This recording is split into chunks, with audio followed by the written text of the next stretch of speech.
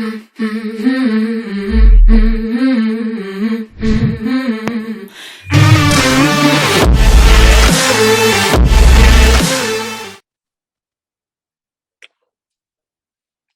guys, and welcome on this episode of the EmpowHer Journey. Hello Clem. Hi, Anna. Hi, guys. How you doing, Clem? Good, and you? I'm fine, thanks. So this is the EmpowHer Journey, the community for you to support your own growth, self-growth, and live by your own rule. We are in May, and our theme is how do you self-sabotage? Tips to create balance. So please, Clem, tell me more about that. Yes, it's a very, very important theme that we wanted to talk to you about this month. The theme of the self-sabotage, and you may notice that with this question, we're not asking, do you self-sabotage? Yeah. But how you But self-sabotage. how? Exactly. Because actually, it's a very natural and normal process that most of the time happens on the unconscious level. Yeah, so we're not aware of how we self-sabotage, but we all do it. Yeah. Yeah. And yeah, I guess it's not very comfortable, is it, to discover something that's happening sort of in the background? Yeah, like you feel you're not in control of your own self. Yes.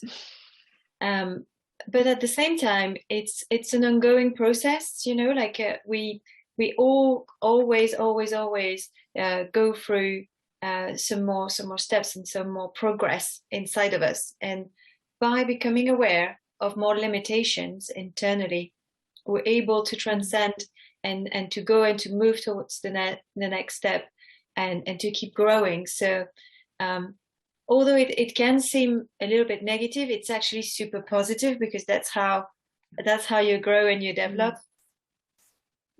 Definitely.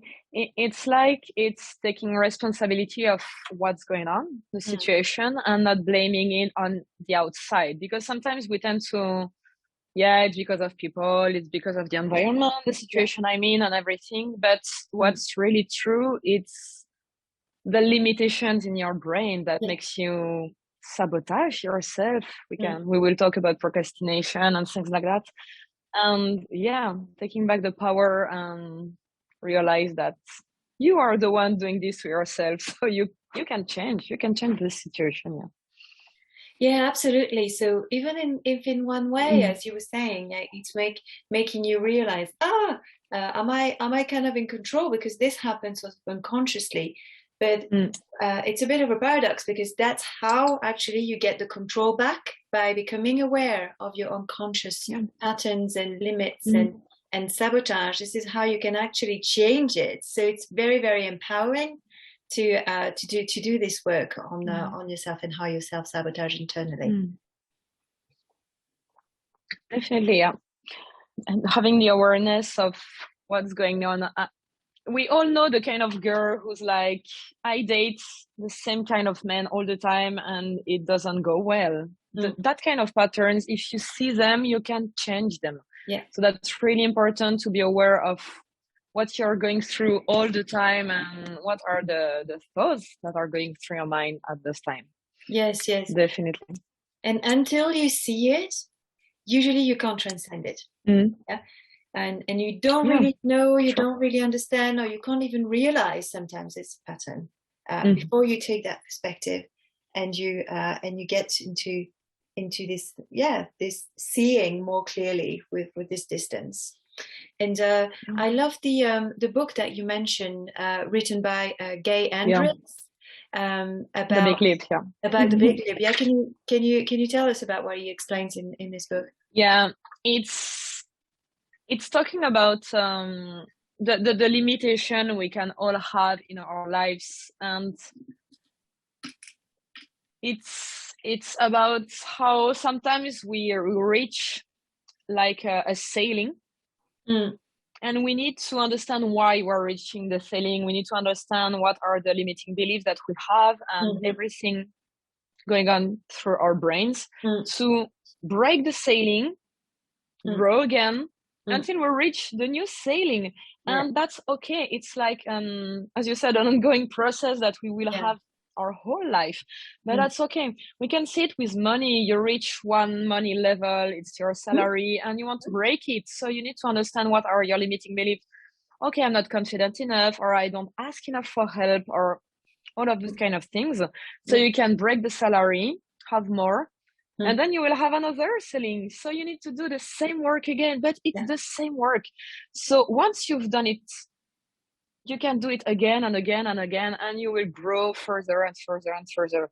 And it's the same in relationship. It's the same at work. It's everywhere the same. You need to understand what is the ceiling you want to break, open it, and grow. And do it again. Absolutely. I absolutely believe that. I believe that, you know, the journey is never over.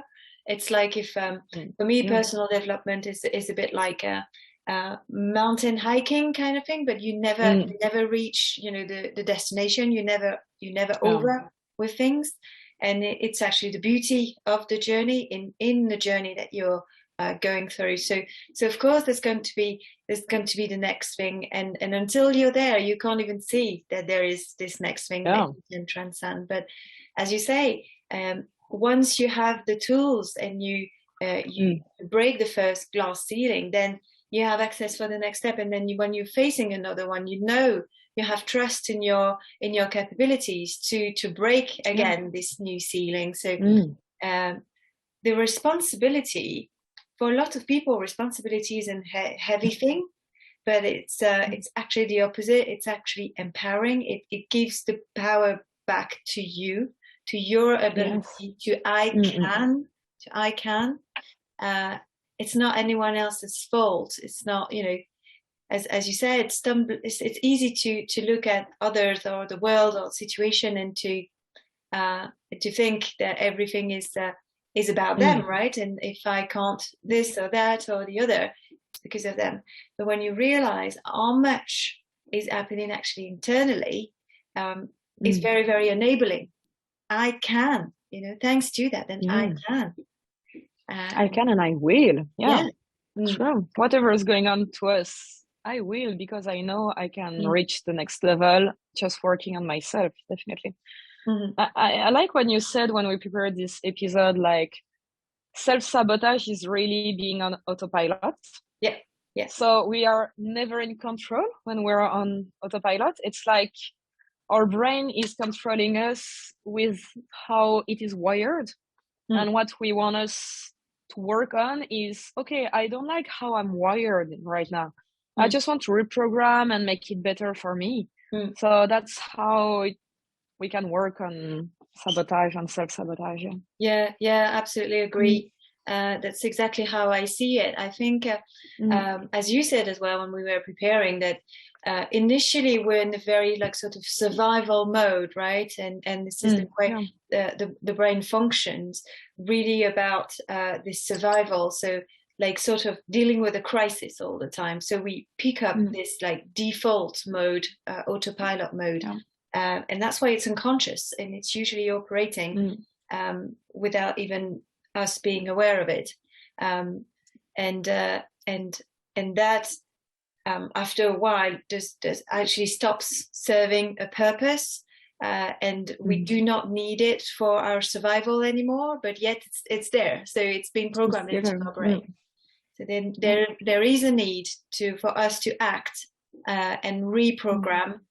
It's really, I love actually the term unlearning.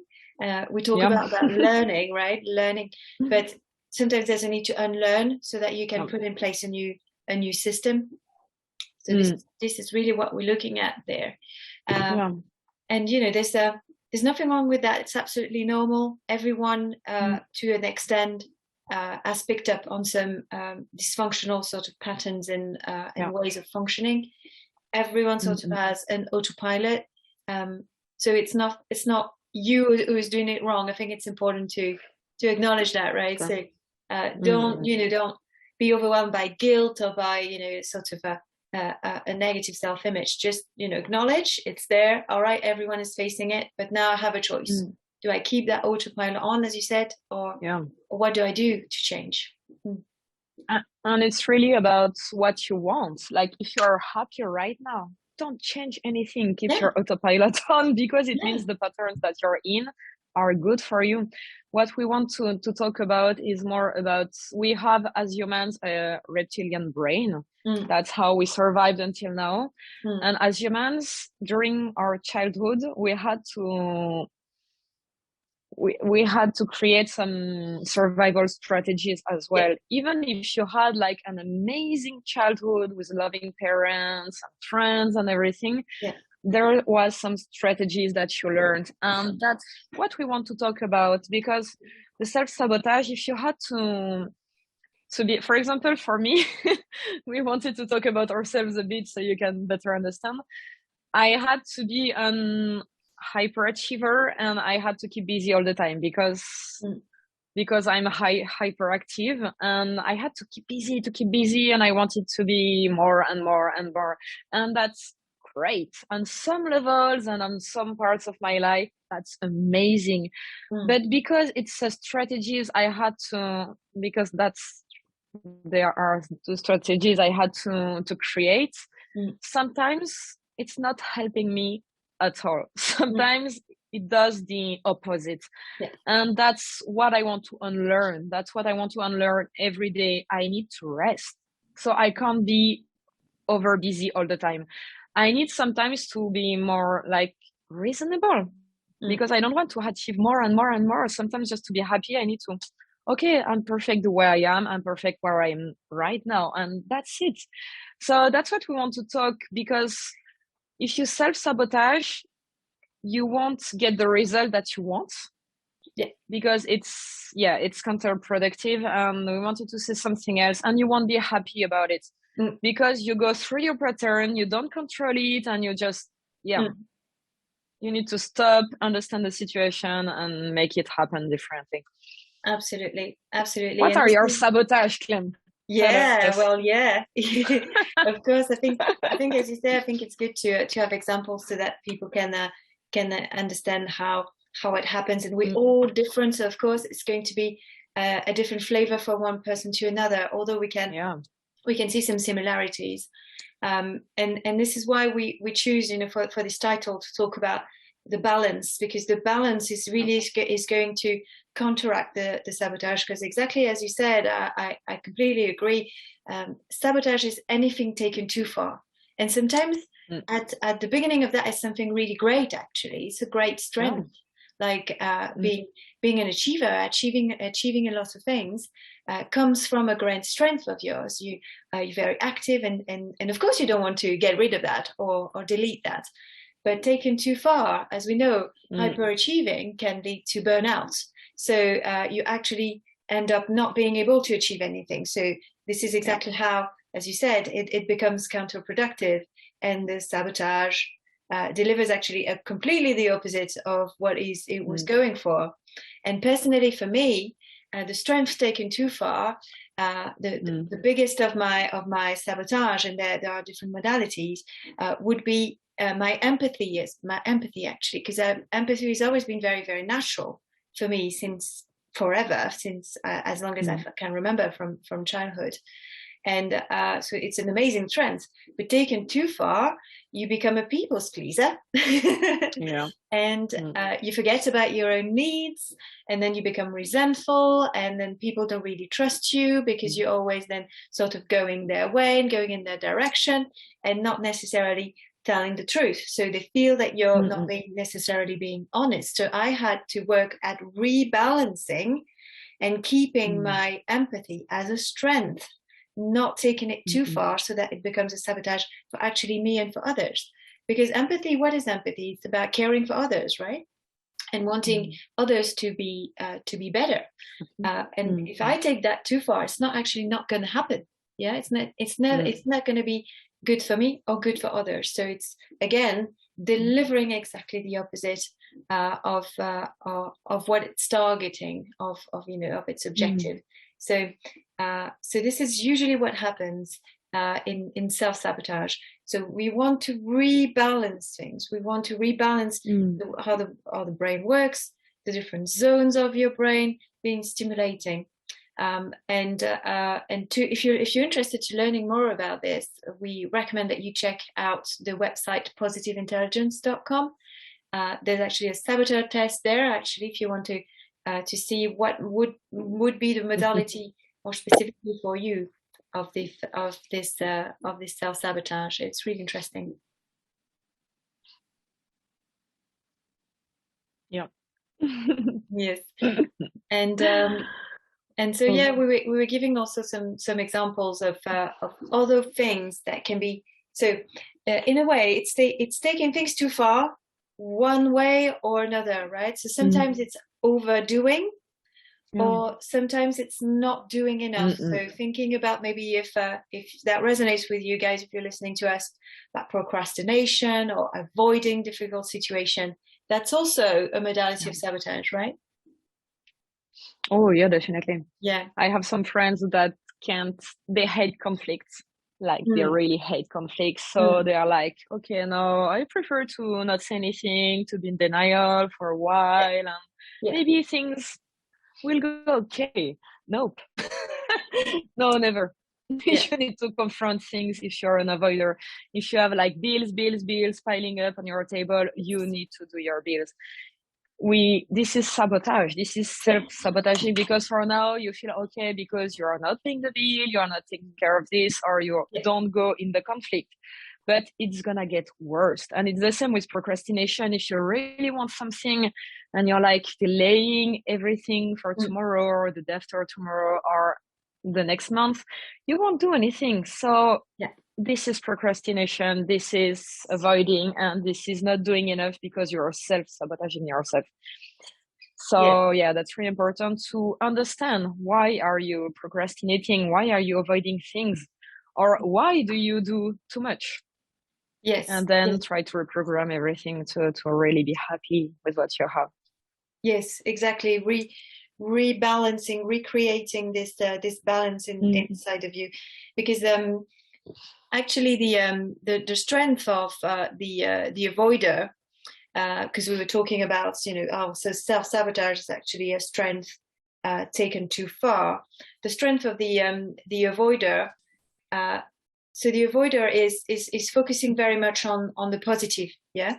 So an avoider sabotage would be, I want to exclude anything that is related to conflict, to anything that is going to bring some negativity in my life. So it means that initially your strength is being super positive, so that's really great. You're attracted to positive. Maybe you're a very smiley person. You're always looking at the good side of things, which is amazing. So you're attracted to positive, which leads, taken too far, to an extreme of not doing things, to an extreme of avoiding difficult situations or conversations, and letting things fester. And what does that actually create in your life? Well, it creates more negative, because at some point the conflict is going to explode, because your bills piling up is going to cost you more money if you have some delay into paying them. So while the intention the intention of the avoider is to have more positive or less negative, it's actually creating exactly the opposite. So this is why the procrastination or the avoiding is counterproductive and creating more negativity in your life. And so if you actually want more positivity, the less you procrastinate, the less you avoid, the less you resolve a conflict, as quickly as possible, the more positive you will have in your life. Like a band-aid, just rip it off. That's right. So it's about understanding that maybe a little bit of discomfort is going to make you access actually a lot more of what you want of positive. So sometimes a little bit of like an homeopathic sort of treatment, a little bit of something creates great results into what you want.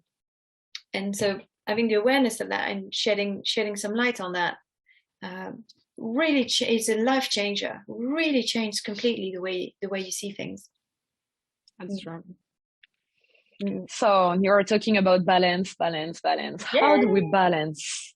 Please tell us, Clem. Yes, yes. So how do we create this more balance? So there is, as we said, this importance of reframing, reprogramming your brain, and we've talked about that a lot in our episodes about the importance of routine, of the importance of things that take place really every day in your everyday life, in your every moment. Don't postpone that for like next month or next year when I have time, or next holiday, and kind of thing. So it's really actually something you need to start doing and keep on doing, finding the way that really works for you. And for us as well, we wanted to share that there's a big relation for us to the theme of acceptance and of letting go. That is actually not at all this default and autopilot mode that we were describing. Oh, no. Yeah, I recently lost my mom. That's why I wasn't in the other episode before. And yeah, to really share this with you guys, I had to let go on some things because of she passed away. Really, it was a shock because she wasn't sick, she wasn't anything, and just after, it's been 2 weeks now, and I'm suffering of memory loss. I'm suffering of a chronic fatigue. I'm suffering of lots of things that I'm really not used to. As I told you, I'm a hyperachiever. I'm a hyper busy person, and I'm always trying to do things and everything like that. And right now, I just understand that I can't. I can't do all that anymore because I'm tired all the time because of the memory loss. I don't remember when I said to people in the morning and things like that. And that's really hard for me right now. And that's how I know that I've been working on letting go for a while now, and it's still hard for me. So when I come back from work and I'm like tired at 2 o'clock, I'm okay. There's this voice in my head, my ego telling me, you're a bad people, you're a bad person, you need to do something. What's going on? You're lazy. Come on, let's go, do something. And I can't. My body can't do anything right now. And that's hard. So please be really benevolent with yourself, accepting everything is what's going on in your life, accepting who you are, accepting the thought that you have in your mind is really hard.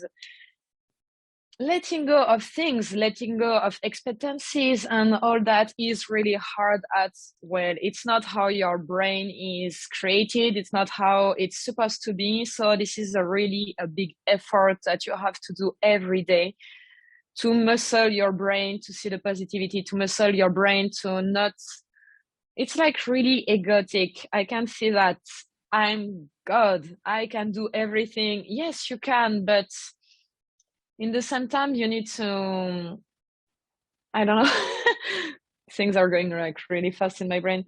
Yes, you can do whatever you want in your life, but there's some timing that you need to accept. There are some things that you need to accept, and that's how your body and your brain is working right now that you need to accept.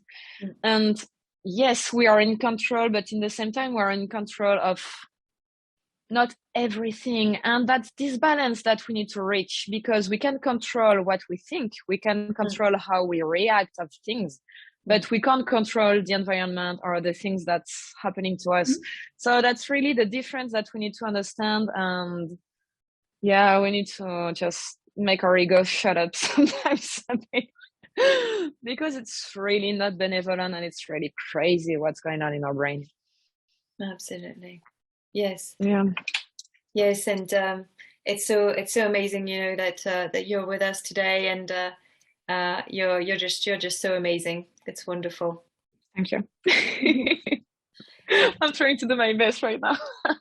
Well, yeah, and you know, what a gift, you know, to share that with us, because it's so easy to miss that. And again, the word balance, I agree with you, is very just for this situation, because sometimes your body is processing things, your body and your mind, And there's nothing that you can do with that. So you can try to push it away, to sort of repress what you're feeling, what you're thinking, the tiredness that you're experiencing. And so many times, and I don't know if that resonates with you, if you're listening to us today, we want it to be something different. So we're resisting this experience. Like, I don't want to feel like that. I wish I didn't feel like that today. I wish this wasn't here, or I wasn't tired. So I push myself too much, going against this thing that I want to change.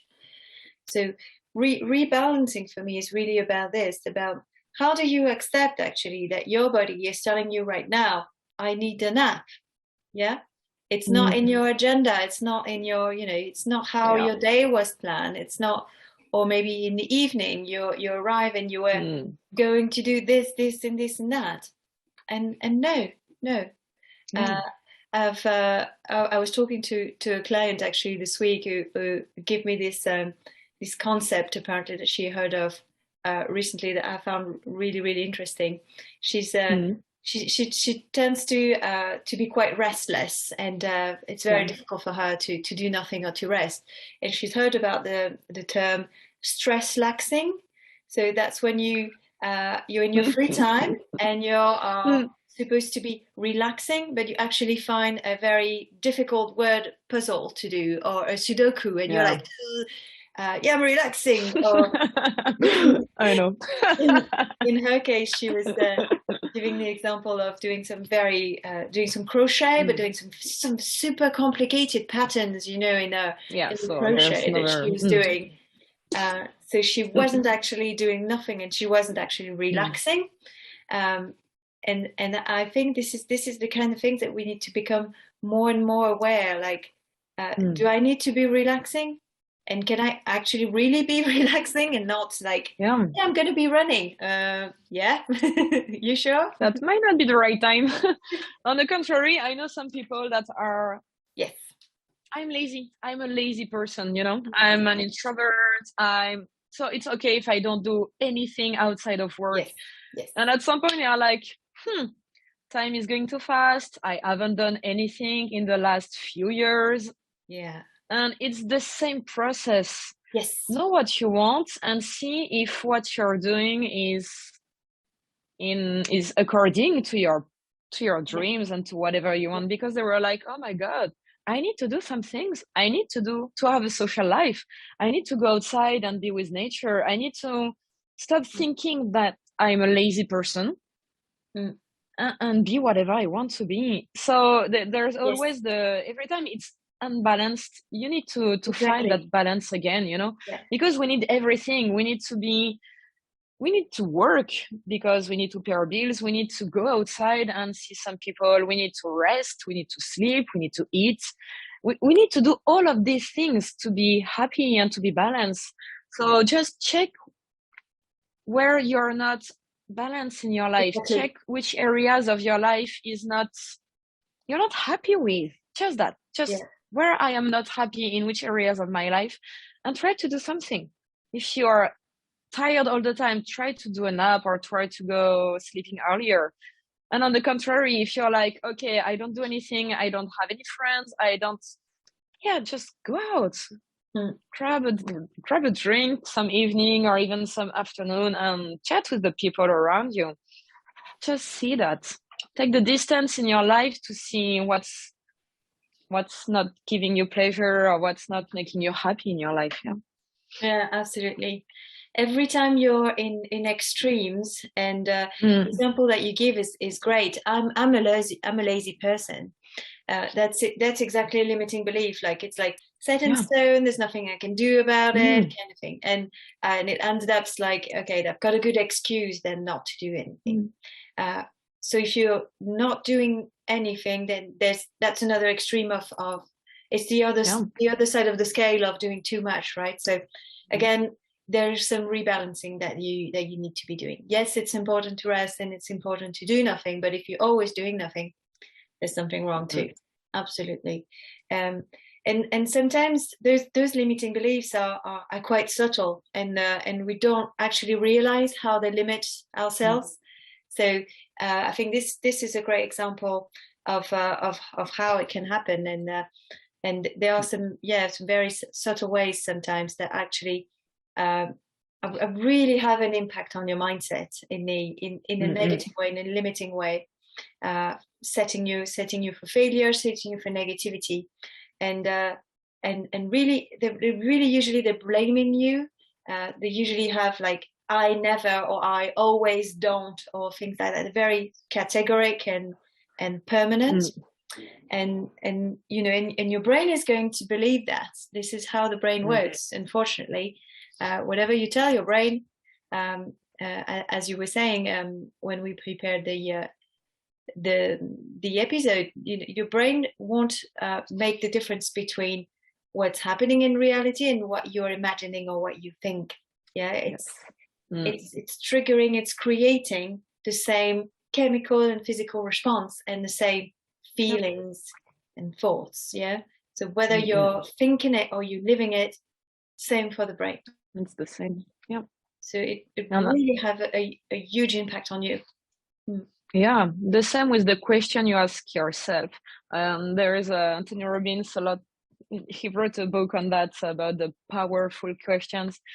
As you said, if you think that you're guilty or if you blame yourself, you will ask some question like, what did I do wrong? Why is it always happening to me? Like you're putting yourself in some category. And what we don't understand is that your brain is going to look for the answer. Yeah. So he's going to spend a lot of time and a lot of energy on what did you do wrong? Okay, so you did that, or why is it always that it's happening to me because this and this and this, and you will end up feeling bad, unhappy, and you had lost lots of energy and lots of time. So please just ask great question. How can I do better? How can I solve the problem? How can I be more gentle with myself? Whatever is going on with you, ask great and positive question. That's really important because your brain is going to listen to you and it will do what you ask. So if you ask a good question, it will find the answer. Do that. That's so important. Yeah, absolutely. If you ask a question that contains those limitations and those limiting beliefs, your brain's going to find it. He'll go for it. Yeah, that's how it works. And again, it's a pre-wiring of the brain again to protect you. You know, like the brain is protecting you from the potential tigers that can be out there. So it's always on the lookout for things that could endanger you. But the problem is that when it becomes really, really internalized, then the threat and the danger is omnipresent. It's always there, and it's actually supposing that you are not good enough, that you are a failure, that you're going to fail, that you're going to do wrong, and telling yourself that continuously. You know, there's been some great experiments recently on how you talk to plants, and you've probably seen this experiment about 2 jars of rice that you talk to. One that you give compliments to every day and you say how much you love, and one that you insult and hate and say I hate you.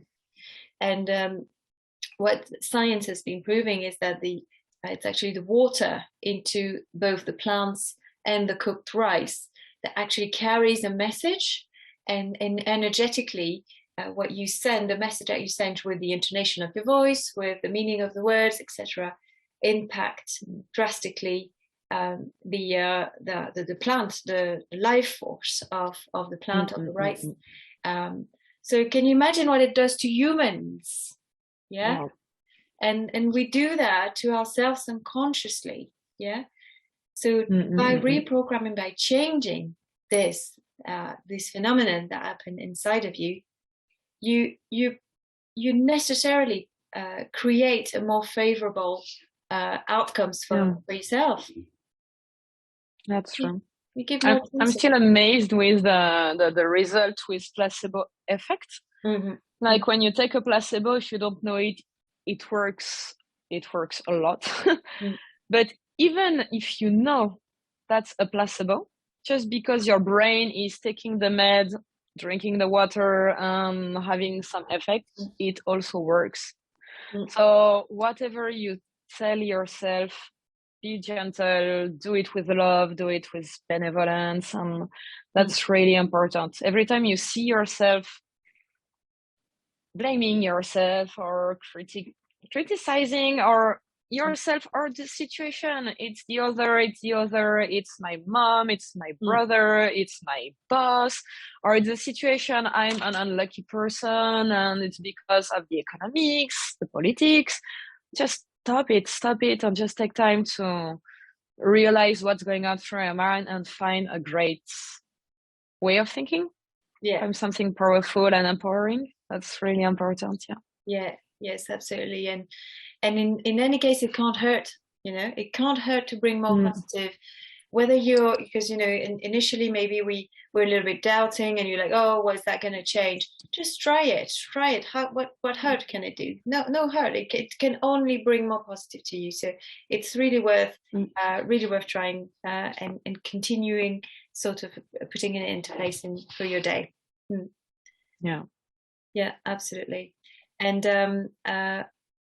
I loved as well. We shared a lot about when we prepared the episode about the importance of letting go of the control, as we were saying. And what's actually in our control is our ability to prepare, to work on this, on everything that we can, to reprogram our brain to the best to our ability, and then we can sort of be the most prepared as possible when we're facing challenges, and that's really it's really embodied in this quote by Seneca that you were sharing.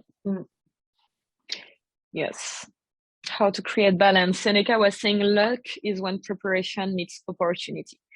That means that what we can control is the preparation, as you said, Clem, to muscle your brain, to see the positivity, to take the time, take stock of wherever you are, whatever you are doing, and see if it's good for you or not. This is the preparation that we're talking about.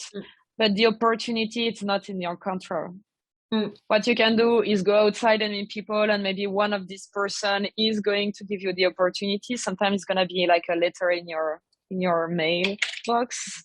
You don't know about that, so you can't control that. And for a hyperachiever like me, I could go on meetings and do things and blah blah blah to create this opportunity, but it's just making me more and more tired. So this is sometimes not something that I should do, because that's not good for me. And what's unbelievable, I was talking about that with Clem, is I lost my car recently, and I had none. And I was like getting crazy, like, oh my God, I need a car. What should I do? And one of my friends was like, okay, I have a car for a week and I can lend it to you. So just take the keys. And so I was driving his car for a while. And after a week, I had to give back the car to him. I was going crazy again. Like, what should I do? I need a car. And I went for a brunch with another friend. And she was like, I just broke my wrist, so I can't drive. If you want, you can just pay me a little and I will give you my car. And I was like, oh my God, in 2 weeks, in less than 2 weeks, people just lend me their car. That's something you never see happening. But if I was just doing controlling things like I used to do, I would have get a car and blah, blah, blah. And that might have been the right moment for me to do that. So the opportunity will come. You don't know how, you don't know when, but it will come. The only thing that you need to do is be prepared for it. So to be prepared is working on you, working on your brain, but also be open. Because if you're too, how can I say, if you're too focused on the how it's going to happen like that, you won't see the opportunity. If you're too focused on the preparation and on you and blah, blah, blah, you won't see the opportunity. So just be open. That's really important. Yes, absolutely. And sometimes what it does as well with the sabotage and the internal sabotage, it can create a sort of a tunnel vision. So keeping in mind, for example, those limiting beliefs that we were talking about. So I always fail, I can never do that right, or this and that always happened to me. So that can really, it's like you're wearing colored glasses, and you could be missing this opportunity because you're so focusing on looking at how bad you are, for example, and this opportunity is here, so you're just like completely missing it. Or whether you're going to be seeing it and it's going to be in front of you, but your limiting beliefs are going to stop you from going for it and daring and learning and getting better. So this is where for us this idea of preparation really includes this, so that whenever this opportunity comes, you're in the best possible state. And again, you'll be where you're at this moment, at this time of the journey, and the journey will continue and the growth will continue. So this, for me, really embodies as well the growth mindset that you might have heard of. Like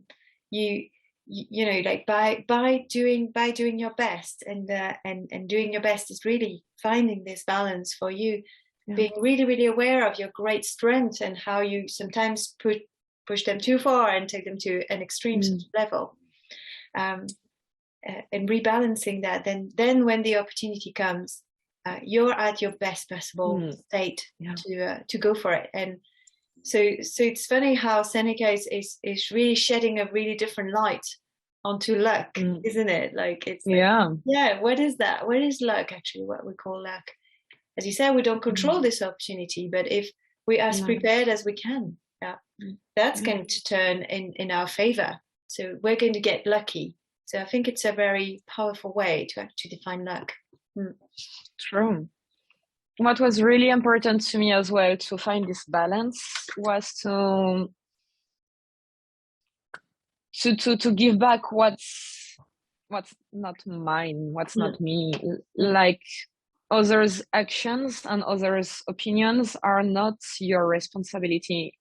In this idea of preparation, whatever people thinks about you or about what you're doing, it's not your responsibility. Whatever they are doing, that's not your responsibility neither, even if it's your boyfriend, your husband, your kids a bit, yes, sure, but not until you're mad or you get crazy or really sad about. Because I like to say this example, if it's really hard, it's a hard example. Every people in jail has a mother. Every people in jail have a father. So sometimes you really can't be responsible for others, whatever they're thinking or doing. And this is really important because I'm empathetic too. And I was always acting and thinking, okay, but what are you going to think and what are they going to do? Because if I do that, it's going to make them sad or angry.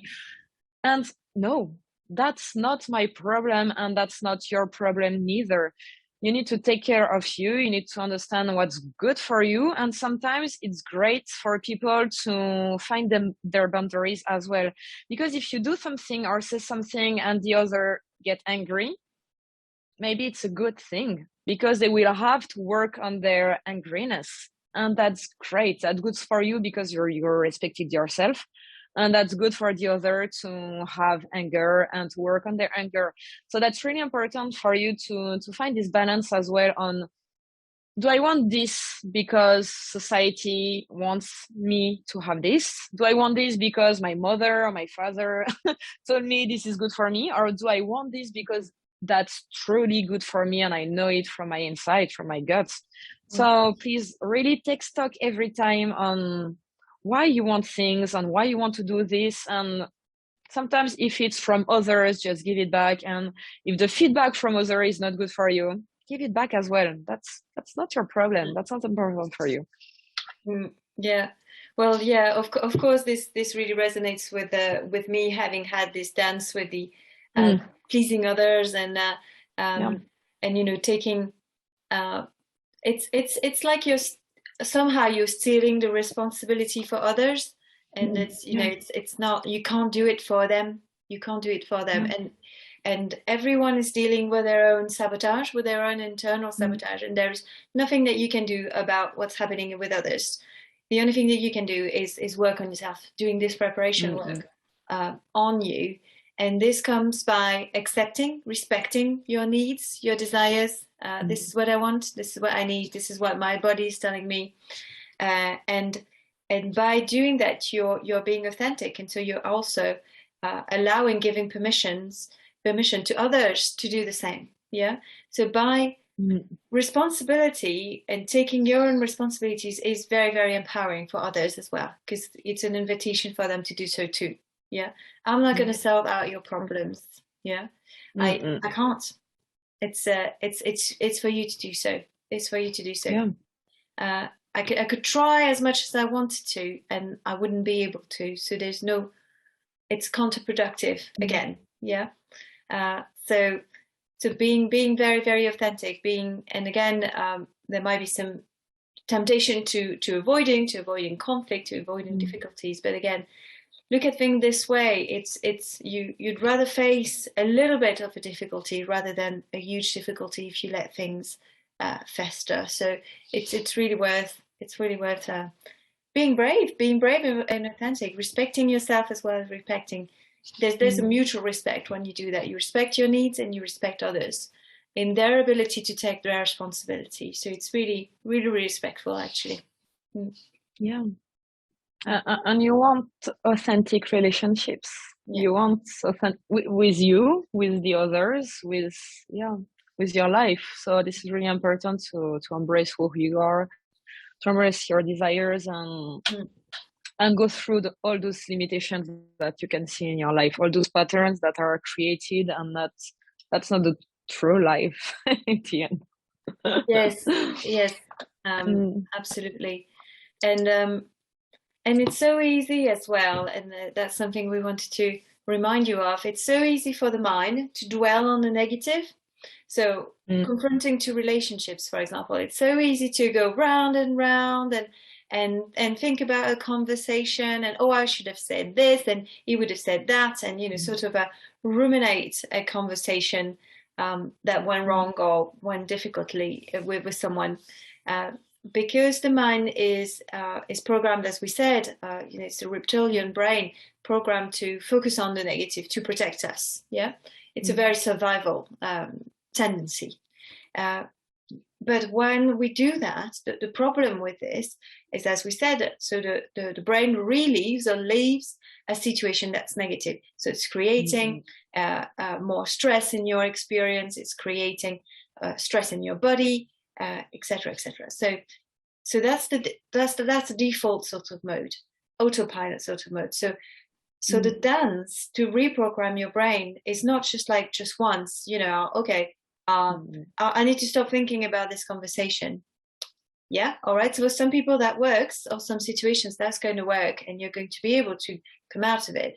But some other times, it's going to have something you're going to have to do again and again and again and again, and the conversation is going to come back to you. Oh, I'm thinking about this again. Oh, and I should have said this. Ooh, come back.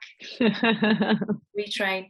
Focusing your attention, commanding your attention is actually something we are not used to doing.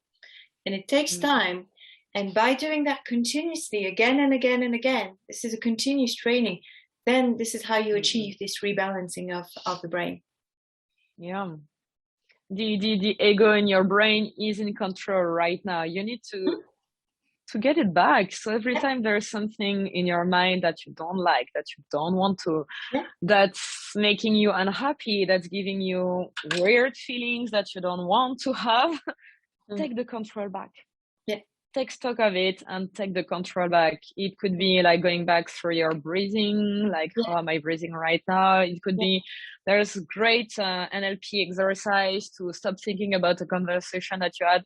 You can just close your eyes, think of the conversation and change the colors, for example, or if you hate your boss, for example, just imagine your boss with a clown hat and a big red nose. And there's lots of things that you can do to just, okay, I don't want to have that in my brain anymore. I don't want that. I want to get the control. I don't want that thought. I don't want that limiting belief. You take the control and you live your life. That's really important. Yeah, there are plenty of different techniques that you can do like with this, and finding what works for you is amazing. So that's why working with a coach or working with someone can really help you to find what works for you.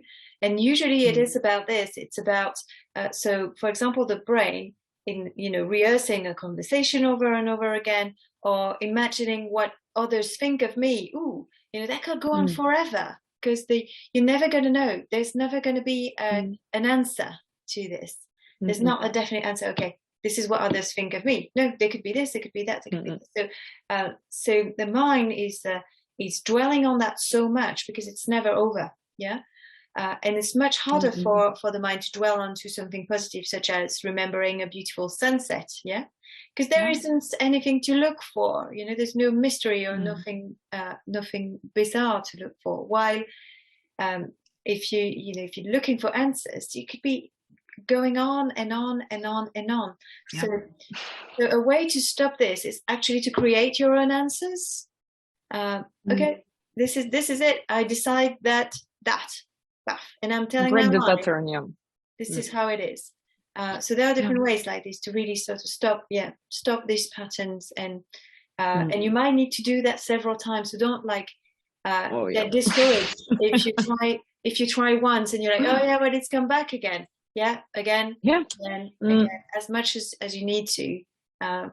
And this is why it's an ongoing and routine process, as we mentioned. Yeah, sure. Because it's easy to do it with small things. Yeah. But if you really grow your muscles, like sports, for example, when something really hard will come, you will be able to manage it. Yeah. So you need to train like every day about it. Every time that, okay, this person said that to me, okay. But when you will have like a big problem, you will be able to do it as well because you've trained yourself every day. And that's really important. Absolutely. Yeah. Very, very, very crucial. That's really, again, the importance of that, and finding what works for you is necessary. So we talk a lot in coaching about the difference between inspiration and actually practice and actually doing it. And there is the need of both. You need about 15%, 20% of inspiration. So listening to this podcast for right now is part of that, and getting inspired into doing something differently. But the 80% of what's going to bring the change for you is this practice, is what you're doing every day, every time that you remember, the best of your ability. What do you put in place? So this consistency, because you can imagine that this default mode and autopilot is going on by default. So whenever there's no that in place, it's going to jump in. It's going to be, hey, I'm back. Woo. Yeah. So those 80% are going to be your solution to bring a change to your life and to your experience. Without them, you're not going to see a long-lasting, consistent change. That's true. Brilliant. So, Clem, what are your tips to your younger self about these amazing subjects of self-sabotage and balance? Yeah. So if I could go back in time, because I used to have a very it used to be very frustrating for me to having to wait. So I used to feel very, very impatient when I was younger. So I would go back to my younger self and insist on the fact that when it's the moment, it's the moment, and time is necessary for things to happen and to develop. And impatience is basically a waste of energy. I used to force things as well, being sort of very, very pushy. I want things to happen now. Well, you're only 12, so no, it's not going to happen. So this would be one part of it, and also a second part more about talking to the tendency of doing people pleasing. And I I would invite myself to respect my own needs more, my desires, that they are allowed, they are just, they are fair, and they are a compass, and they help me to actually continue on this journey rather than pushing my agenda onto things. Yeah, sure. It's really, it would be really talking to myself about those two ways I sabotage myself, which would be the control, over controlling, and pleasing. Yeah, that's just really been historically what's been there for me. What about you? I wanted to talk about the control, because the same, I used to live in the future. I used to live in the future and wanted to plan everything, to have goals. That's a hyperachiever wanting me to go there and there and there and there. And yeah, it's like I'm learning the hard way because of my mom, you know, that we know nothing, John. It's like in the Game of Thrones series. But yeah, we don't know anything about what will happen tomorrow, what will happen in 10 minutes or in 1 second. And what I'm learning right now is that we need to just embrace the present moment, just taking stock of what's going on with distance and perspective. Do your best every second, but just every second, do your best in 1 minute. But tomorrow you don't know, so don't stress yourself. Don't overstress yourself for tomorrow. Don't go through your mind. I used to fantasize tomorrow and spend lots of time. Okay, tomorrow I will do that, and I will say that, and I will have this conversation with these people, and this will happen to me. No, that's stress and that's anxiety. So I would really tell myself, stop, just embrace who you are right now and let the beauty of life happens in the moment. Just relax. Everything is gonna be okay. We talked about resilience. We talked about a lot of subjects like that, but just believe that the best is coming for you. And if something wrong happens, it's gonna be a gift. It's gonna be okay. You will be okay. And yeah, that's what I wanted to tell myself if I could go back in time. Well, that's beautiful, beautiful words to take us home. So please don't hesitate. We'd love to hear from you. Send us an email at theempowherjourney@gmail.com. Don't forget to subscribe to our channel so that you get all the new videos, and comment and like. Just be as active as you wish. It'd be amazing to hear from you. What you got from the episode. If there are other themes that you'd like us to talk about, and go well in your self-growth, guys. Yeah. Bye. Bye. See you guys.